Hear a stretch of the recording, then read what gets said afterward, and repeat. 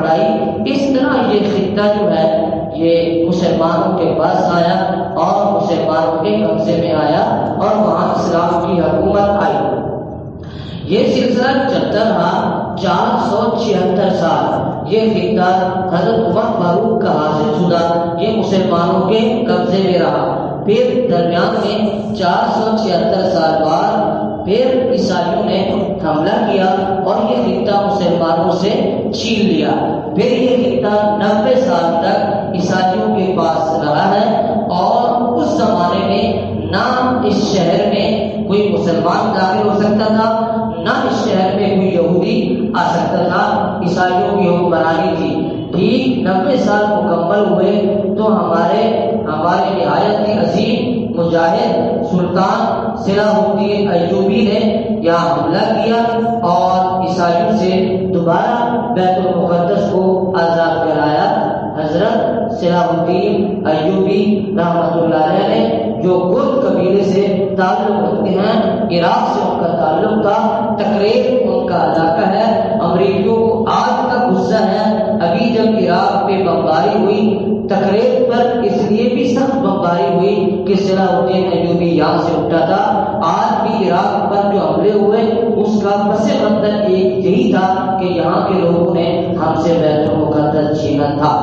صلاح الدین ایوبی نے نہایت اطمینان سے مسجد اقصی کو دوبارہ بحال کیا. جب اس خطے پر عیسائیوں نے حملہ کیا تھا، مورخ لکھتا ہے تاریخ آپ دیکھیں بیت المقدس کے احاطے میں اتنا خون تھا کہ گھٹنوں تک جو ہے گھوڑوں کے گھٹنوں تک وہاں خون مسلمانوں کا خون بہتا تھا. اور عیسائیوں نے جب حملہ کیا مسلمانوں کے بچوں کو پکڑ کر دیواروں سے پٹکتے اور کبھی دیوار سے باہر پھینکتے اور کھوپڑیوں کی انبار لگائے گئے. یہ اس وقت ہوا جب عیسائیت نے مسلمانوں سے یہ علاقہ چھینا. لیکن جب صلاح الدین ایوبی نے یہ علاقہ دوبارہ فتح کیا، ایک عیسائی کو نہ جان سے مارا ہے نہ کسی کو قتل کیا ہے، سب کو آزادی دی ہے، سب کو رہائی دی ہے، عزت کے ساتھ سب کو روانہ کیا ہے. انہیں کہا ہے بس بیت المال میں فدیہ جمع کراتے جاؤ اور آزادی حاصل کرتے جاؤ. بعض عیسائیوں کے غریب خاندان جن کے پاس فدیہ دینے کے پیسے نہیں تھے، صلاح الدین ایوبی اور ان کے بھائی الملک العادل نے اپنی جیب سے عیسائیوں کا فدیہ بیت المال میں جمع کرا کے عیسائیوں کو آزادی دی. یہ ہے اسلام کے حسن اخلاق کا چہرہ. یہ ہے اسلام کے امن کا پہلو. جب تم حملہ کرتے ہو تمہیں تو جنگ کے آداب ہی نہیں آتے. اور اہل اسلام جانتے ہیں کہ جنگ کے آداب کیا ہوتے ہیں. بچوں کا کیا قصور، خواتین کا کیا قصور، جو لوگ جنگ میں نہیں ان کا کیا قصور. تم تو ان کو بھی نہیں چھوڑتے ہو، ان کو بھی تم لاشوں میں تبدیل کر دیتے ہو. تو یوں مسلمانوں کے پاس یہ خطہ رہا. سلطان صلاح الدین ایوبی کے بعد پھر اس کے بعد خلافت عثمانیہ قائم ہوئی تو تقریباً 631 سال 1922 تک. آج 1921 ہے. 1922 آج سے ٹھیک تقریباً 100 سال پہلے تک خلافت عثمانیہ قائم تھی اور یہاں پر مسلمانوں کی حکمرانی تھی. یہاں تک بات آج سے 100 سال پہلے تک لیا ہے. ٹائم تھوڑا سا آپ لوگوں کا اوپر جا رہا ہے لیکن بات آپ اپنے جو اختتام تک پہنچانے کی کوشش کرتے ہیں کہ کسی حد تک بات پہنچ جائے. تو بہرحال بات آگے یہاں تک آج سے 100 سال پہلے تک. یہ تو آپ کے علم میں ہو گیا کہ یہودی در بدر ہو گئے تھے اور دنیا میں کوئی ملک ان کا نہیں تھا. یہ بھی ذہن میں رکھیں کہ بیت المقدس ہم نے عیسائیوں سے چھینا تھا اور ہمارے پاس تھا. اب عیسائیت زخمی سانپ کی طرح بلک رہی تھی کہ ہم اپنا بدلہ مسلمانوں سے کیسے لیں. یہ جو بیت المقدس ہم سے چھینا ہے ہم اس کا بدلہ کیسے لیں. خفیہ کام ہو رہے تھے. یہ وہ زمانہ ہے جب اس بر صغیر میں برطانیہ حکومت کر رہا تھا اور برطانیہ کی فوجوں میں مسلمان، ہندو اور سکھ بھی شامل تھے. جہاں ہم بیٹھے ہیں یہاں پر بھی برطانیہ کی حکومت تھی اور اس وقت ان لوگوں نے جو کام کیے دیکھیں کہاں کہاں انہوں نے کام کیے ہیں۔ ایک تو سعودی عرب میں ترکوں کے خلاف، خلافت عثمانیہ کے خلاف، اس وقت کی جو بڑی طاقتیں تھیں، جس طرح آج امریکہ ہے، اس وقت روس، فرانس، جرمنی، امریکہ، برطانیہ، اور ان سے کسی بھی اعتبار سے سلطنت عثمانیہ کم نہیں تھی۔ سپر طاقتوں میں خلافت عثمانیہ کا نام بھی آتا تھا۔ اس وقت پورے عراق، شام، مصر، اردن، کویت، متحدہ عرب امارات، سعودی عرب، یہ سب کے سب خلافت عثمانیہ کے صوبے اور چھوٹے چھوٹے ڈویژن تھے، اور خلافت عثمانیہ اتنی طویل علاقے پر محیط تھی۔ بنو امیہ کے بعد سب سے بڑی خلافت عثمانیہ کہلاتی ہے۔ تو ان کی کوشش تھی مسلمانوں کو کسی طریقے سے کمزور کیا جائے اور بیت المقدس دوبارہ ان سے چھینا جائے۔ اس کے بارے میں انہوں نے مختلف سازشیں تیار کی۔ سعودی عرب میں لارنس آف عربیہ کے نام سے ایک انگریز چھوڑا، جس نے وہاں والی مکہ المکرمہ شریف حسین کو سبق پڑھایا کہ ترک تو عرب نہیں ہے، تم عرب لوگ ہو، ہاشمی لوگ ہو، یہ عجم کے لوگوں کا کیا حق کہ تمہارے اوپر حکمرانی کریں، لہذا تم خلافت عثمانیہ سے بغاوت کرو۔ اور ادھر محمد بن سعود، یہ جو آل سعود کی حکومت چلی آ رہی ہے، یہ بھی حجاز نجد میں موجود تھا، ان کو بھی پٹی پڑھائی گئی کہ تم لوگ خلافت عثمانیہ سے بغاوت کرو اور تم خلافت عثمانیہ کو توڑو۔ اس وقت اگر بیت المقدس پر دوبارہ قبضے سے اگر کوئی چیز آڑے تھی تو خلافت عثمانیہ تھی، سب سے پہلے اس کو توڑنا تھا اور پھر بیت المقدس پر دوبارہ قبضہ جمانا تھا، یہ مقصود تھا۔ ادھر ہمارے علاقے میں یہ اسی زمانے کی بات ہے، ہم نے آپ کو بتایا 1922 تک خلافت عثمانیہ قائم ہے۔ 1901 میں یہاں غلام محمد قادیانی نے نبوت کا دعویٰ کیا، یہاں اس کو باقاعدہ طور پر ٹریننگ دے کر بھیجا گیا کہ یہاں تم نے آ کر جو ہے جہاد کے خلاف فتوے دینے ہیں اور جہاد کا انکار تو نے پھیلانا ہے، تاکہ کل اگر خلافت عثمانیہ سے لڑائی کرنی پڑے تو یہاں کے مسلمان جہاد کا نام لے کر اس کا حصہ نہیں بنے۔ چنانچہ قادیانی نے فتویٰ دیا، جہاد منسوخ ہو چکا، اب جہاد کا کوئی کام نہیں رہا، مقصد کچھ اور تھا۔ یہاں بھی اسی قسم کے لوگ پیدا کیے ہمارے خطے میں اور ہم لوگ آپس میں الجھے۔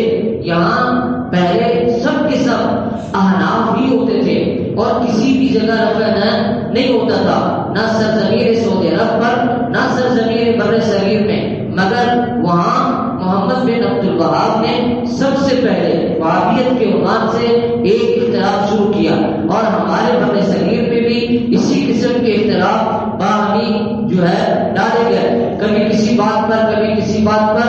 اصل ڈوری برطانیہ سے ہلتی تھی اور مسلمانوں کو آپس میں لڑانے کا جو منصوبہ تھا وہ دیا جا رہا تھا تاکہ مسلمان کمزور ہو جائے۔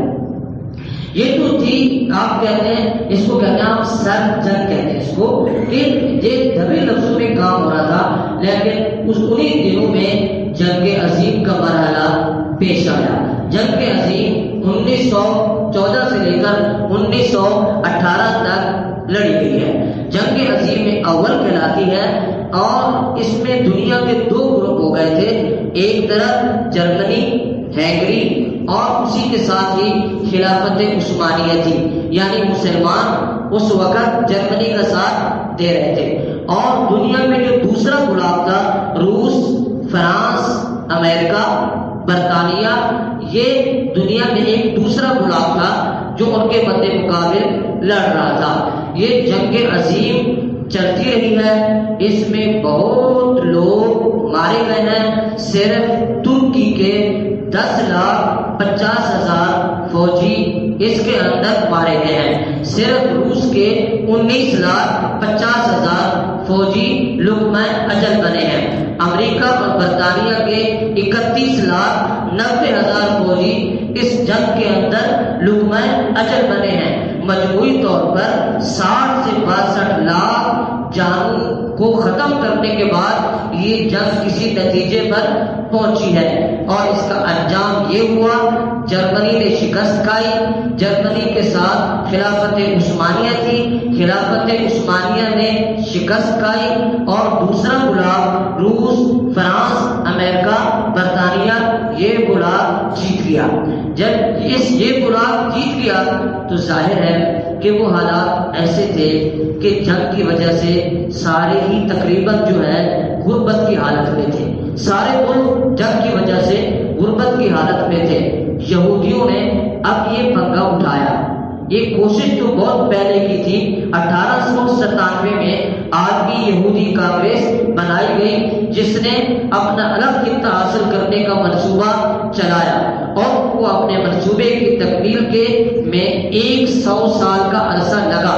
اس جنگ عظیم کے موقع پر ان یہودیوں نے آگے بڑھ کر کوشش کی کہ اب یہ موقع ہے کہ جب دنیا حصے بکھرے ہو رہی ہے اور ایک نیا نقشہ بننے کو آ رہا ہے، کیوں نہ ہم بھی اپنا الگ خطہ یہودیوں کے لیے حاصل کرنے کی کوشش کریں۔ تو ان یہودیوں نے سب سے پہلے مسلمانوں کے آخری خلیفہ عبد المجید سے بات کی اور انہیں کہا ترکی کے اوپر جتنا قرضہ ہے وہ ہم آپ کا اتارتے ہیں، سونے چاندی کے ڈھیر آپ کے قدموں میں رکھتے ہیں، ہمیں فلسطین کا کچھ حصہ دیا جائے جہاں ہم پر یہودیوں کی ریاست قائم کریں اور اپنا الگ ملک بنائیں۔ سلطان عبد المجید کے پاؤں کے اندر ایک جوتی تھی، اور اسی جوتی کے انہوں نے اپنا سر نیچے کیا، وہاں اپنے پاؤں کے ناخن سے تھوڑا سا ایک مٹی کا ذرہ اٹھایا اور اس یہودی سربراہ سے کہا تم ساری یہودیت کا پیسہ لا کے تم میرے پاؤں پہ ڈھیر کر دو، میں فلسطین کا اس مٹی کے برابر کے خطہ تمہیں دینے پر آمادہ نہیں ہوں۔ یہ خلافت عثمانیہ کے خلیفہ عبد المجید کی بات ہے، جو اس نے جیسے کیسے بھی وہ لوگ تھے مگر اسلامی غیرت ان کے دلوں میں ایمان کی حرارت جاگتی تھی، اور وہ زندہ لوگ تھے ایمان کے اعتبار سے۔ بہرحال جب پیسوں کا کھیل وہاں ناکام ہوا تو پھر یہودی گئے۔ اس وقت کے برطانیہ کا جو وزیر خارجہ تھا، بالفور کے نام سے اس کا نام لیا جاتا ہے، ویسے نام تو جیمز آرتھر تھا لیکن بالفور کے نام سے یاد کرتے ہیں۔ تو وہ وزیر خارجہ، اس کا شروع سے یہ خیال تھا کہ یہودیوں کا الگ خطہ ہونا چاہیے۔ یہودیوں کا ایک نمائندہ ویس مین کے نام سے یہ کسی طریقے سے وہاں پہنچا اور وہاں کے وزیر خارجہ بالفور سے بات کی کہ دیکھو برطانیہ کو جتنا پیسہ چاہیے اس جنگ عظیم میں، جتنا خسارہ ہوا ہم یہودی دینے پر آمادہ ہیں، مگر ہمارے لیے الگ ریاست کا انتظام کیا جائے۔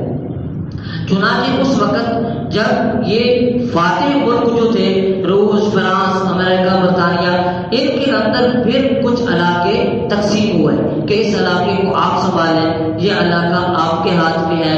ترکی کے تو ٹکڑے ٹکڑے کر دیے گئے، ہر علاقے کا الگ ملک بن گیا، ایک ایک صوبہ ملک بنتا گیا، مصر، عراق، اردن، فلسطین، کیا الگ الگ صوبے بن گئے، وہ اس کو تو توڑ دیا گیا۔ فلسطین کا خطہ جو ہے اس وقت کی اقوام متحدہ کے فیصلے کے مطابق برطانیہ کے زیر نگرانی آیا، اور برطانیہ کے ہاتھ میں آیا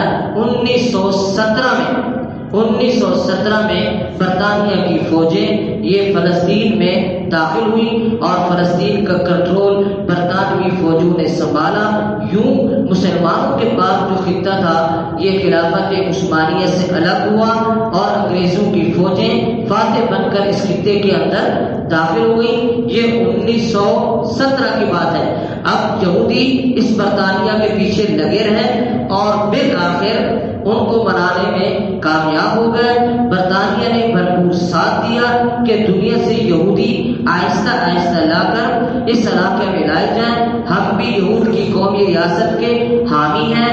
کچھ ہی عرصے میں دنیا بھر سے 5 لاکھ یہودی منتقل ہو کر اس فلسطین کے خطے میں آ کر آباد ہوئے، اور انہوں نے فلسطینیوں کو مختلف انداز میں گمراہ کرنے کی کوشش کی۔ بھاری پیسے دے کر انہوں نے وہاں مسلمانوں سے زمینیں خریدنے کی کی کوشش کی۔ اس وقت فلسطین کے مقامی علماء کرام نے یہ فتویٰ دیا یہودیوں کو فلسطین کی زمین بیچنا حرام ہے، جائز نہیں ہے۔ وہ لوگ پھر بھی کسی قدر مطمئن نہیں تھے تو عرب کے فلسطین کے علماء نے ایک سوال، ایک استفتاء ہمارے بر صغیر کے مایہ ناز عالم دین اور مفکر امت، حکیم الامت حضرت مولانا اشرف علی تھانوی رحمۃ اللہ علیہ کے پاس فلسطین سے سوال آیا۔ ان سے یہ مسئلہ پوچھا گیا کہ آپ فتویٰ دیں کہ فلسطین کی زمین یہود کے ہاتھ پہ بیچنا جائز نہیں ہے۔ چنانچہ حضرت تھانوی رحمۃ اللہ نے فتویٰ لکھا کہ فلسطین کے لوگوں کو چاہیے وہ اپنی زمین ان کو نہیں بیچے، یہودیوں کو یہ حرام ہے، جائز نہیں ہے۔ حضرت تھانوی کا یہ فتویٰ آج بھی ان کے فتاویٰ کی معروف کتاب امداد الفتاویٰ جلد 3 کا حصہ ہے اور یہ موجود ہے۔ اور آپ کو اس سے یہ بھی اندازہ ہو کہ بیت المقدس کے علماء کے نزدیک علماء دیوبند کا مقام کیا تھا، اور علماء دیوبند کو وہ دنیا میں دینی مسائل کے اعتبار سے اتھارٹی تسلیم کرتے تھے، تبھی تو انہوں نے سوال حضرت تھانوی رحمۃ اللہ علیہ کے پاس بھیجا۔ اور اسی طریقے سے یہودی جو ہے انہوں نے جب کچھ زمینیں خریدی اور کچھ کو دہشت گردی کے ذریعے بھی انہوں نے مسلمانوں سے زمینیں چھیننے کی کوشش کی۔ برطانیہ فلسطین میں داخل ہوا تھا 1917 میں، اور 1948 میں اسرائیل جو ہے یہودیوں نے اسرائیل کے نام سے ریاست کے قیام کا اعلان کر دیا۔ 1947 14 اگست پاکستان بنا، 1948 14 مئی اسرائیل دنیا کے نقشے میں وجود میں آیا۔ برطانیہ نے بھرپور ساتھ دیا اور اس وقت 7 لاکھ عرب فلسطین میں موجود تھے، اور یہ یہودیوں کی آبادی 1/3 سے بھی کم تھی، مگر وہاں پر یہ جو ہے لوگوں کی سپورٹ سے یہودی غالب آئے، اور اس وقت کا جو مسلمانوں کا فلسطین تھا اس کا 78% حصہ باؤنڈری لگا کے یا نشان کھینچ کے انہوں نے اسرائیل کے نام سے الگ ملک بنایا۔ 78% حصے پہ قبضہ کیا، باقی حصہ جو تھا وہ مسلمانوں کے پاس رہا۔ لیکن 1968 میں جو مسلمانوں کے پاس باقی حصہ بچا ہوا تھا اس کے اوپر بھی اسرائیل نے قبضہ کرنے کا اعلان کیا۔ 1968 کے بعد آج تک پورے فلسطین کے علاقے پر اسرائیل یہودی قابض ہے۔ اس پوری تاریخ سے آپ سے اندازہ لگایا یہ خطہ مسلمانوں کے پاس تھا اور مسلمانوں کا ہے، اور یہ لوگ یہودی وہاں پر آئے قابض اور غاصب کہلاتے ہیں۔ اس وقت بانی پاکستان قائد اعظم محمد علی جناح نے کہا تھا یہ تو خطہ عرب میں اسے یہ یہودی ریاست کا وجود یہ عرب کے دل میں خنجر گھونپنے کے مترادف ہے، اور ہم کبھی بھی اسرائیل کو تسلیم نہیں کریں گے۔ قائد اعظم نے اس اسرائیل کو تسلیم نہیں کیا۔ انہی کی وجہ سے، انہی کے فیصلے کی وجہ سے آج تک ہمارے اور آپ کے پاکستان کے گرین پاسپورٹ میں لکھا ہوا آ رہا ہے کہ یہ پاسپورٹ اسرائیل کے علاوہ تمام ممالک کے لیے کارآمد ہے، اور اسرائیل کے لیے کارآمد نہیں ہے۔ قائد اعظم نے اس کو تسلیم نہیں کیا، اور آج تک پاکستان کے نزدیک اسرائیل ناجائز خطہ ہے، غلط خطہ ہے، قابض قوم ہے، غاصب قوم ہے۔ اصل خطہ عرب کا ہے۔ عرب وہاں 3000 سال سے قیام پذیر تھے، عرب اس کے مالک ہیں، عرب کو حکومت کرنے کا حق ہے، بعد میں آنے والے لوگوں کو وہاں حکومت کرنے کا کوئی حق حاصل نہیں۔ ہمارا اور آپ کا تعلق بیت المقدس سے کیا ہے؟ اسلام کا رشتہ تو ہے ہی، مگر ہمارے اور آپ کے پیغمبر صلی اللہ علیہ وسلم کے معراج کے سفر کی ایک منزل بیت المقدس ہے۔ اسی طریقے سے ہمارے اور آپ کے حضرت عمر اور حضرت صلاح الدین ایوبی نے یہ خطہ خطہ دیا تھا، ہمارے پاس امانت تھا، امت مسلمہ نے اس کی حفاظت کرنی تھی، مگر جب ان سے چھین لیا گیا، امت مسلمہ کی ذمہ داری ہے اپنے اکابر سے غداری نہ کریں، حضرت عمر کے فیصلوں کے مطابق، صلاح الدین ایوبی کے فیصلوں کے مطابق اپنا یہ خطہ دوبارہ حاصل کرنے کی کوشش کریں۔ یہ ہمارا خطہ ہے، یہ یہود کا خطہ نہیں ہے، اور کسی بھی اعتبار سے ان کا حق وہاں پر ثابت نہیں ہوتا۔ دیکھیں دستور یہ ہے کہ جس علاقے میں جو قوم بستی ہے مالک وہی کہلاتی ہے، مالک وہی ہوتی ہے۔ البتہ دوسرے لوگ آئیں سیر کریں اور چلے جائیں۔ ہم پاکستان میں رہتے ہیں، پاکستان ہمارا ملک ہے، انڈیا والے آتے ہیں سیر کریں اپنا چلے جائیں، لیکن انڈیا والے یہاں حکومت بنانا چاہیں بنانے دیں گے؟ نہیں بنانے دیں گے، ہمارا خطہ ہے۔ تو عرب کی جو سرزمین تھی، یہودی آتے اپنے مقدس مقامات کی زیارت کرتے چلے جاتے، عیسائی آتے اپنے مقدس مقامات کو دیکھتے اور چلے جاتے۔ خطے پر حکمرانی کا حق وہاں کی مقامی آبادی کو حاصل تھا، وہاں کے عرب لوگوں کو حاصل تھا۔ یہ کوئی بات ہے کہ آپ کے علاقے میں ہمارا ایک مقدس مقام ہے لہذا ہم پورا علاقہ ہی آپ سے چھین لیتے ہیں، آپ کے پورے علاقے پر جو ہے وہ قبضہ کر لیتے ہیں؟ ایسا تو نہیں ہوگا۔ جیسے ہمارے ملک میں اگر سکھوں کا جو ہے نا بڑا مرکز واقع ہے، ابھی کرتارپور بارڈر اگر ان کے لیے کھولا گیا ہے تو یہ مطلب تو ہرگز نہیں ہے کہ سکھ آئیں اور اس علاقے پر قبضہ کر کے اپنی ایک حکومت بنا لیں، جی ہمارا مقدس مقام ہے۔ یہ کوئی طریقے کی بات ہے؟